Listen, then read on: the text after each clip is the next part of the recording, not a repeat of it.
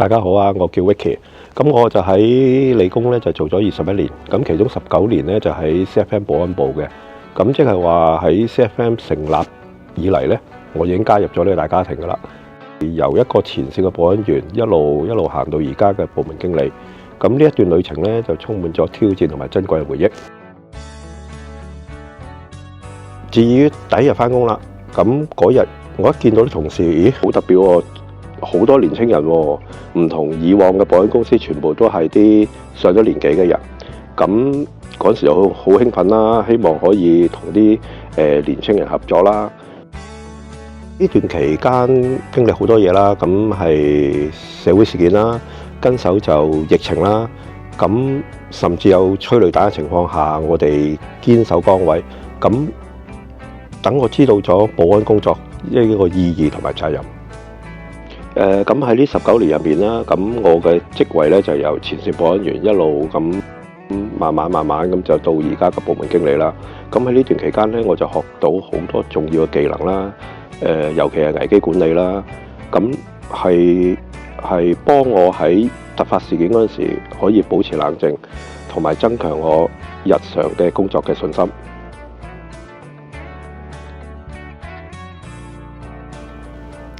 我覺得公司近年嘅文化咧改變咗好多，咁係比較着重咗啲前線隊員嘅身心健康啦，同埋嗰啲技能啊。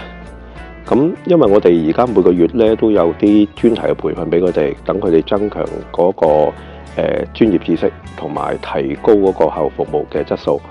咁而且公司特別欣賞嗰啲有誠信同埋責任感嘅同事，咁係等到佢哋可以有多啲使命感去投入工作。喺公司咧，我結識咗好多朋友啦。咁喺學校亦都結識咗好多教職員啦。其實喺疫情期間咧，咁好多教職員咧都關心我哋啦。咁亦都俾咗啲醫護嘅意見俾我哋。所以我哋一路嘅友誼一路到而家都好好嘅。咁喺呢19年入面咧，我都經過唔少嘅挑戰啦。包括應對突發嘅安全事件，同埋嗰陣時社會好動盪啦。咁我哋都克服咗挑戰。咁關鍵咧就係保持冷靜啦，同團隊緊密合作啦。咁我最大成就就喺2020年新冠嗰陣時啦。咁成功協調咗校園嘅安全防疫工作啦，確保咗學校師生安全。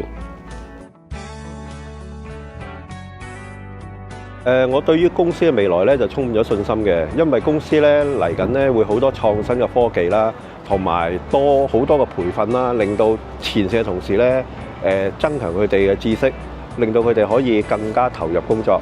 咁希望同事咧繼續有學習熱誠啦，勇於面對挑戰啦，因為佢哋就係我哋未來嘅棟梁，我哋都係靠啲年青人接棒嘅啫。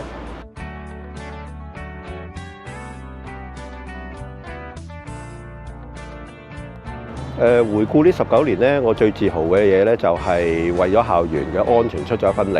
咁如果用一句説話嚟總結我工作經歷咧，就係堅持同埋工作熱情就係成就一切嘅關鍵啦。多謝大家。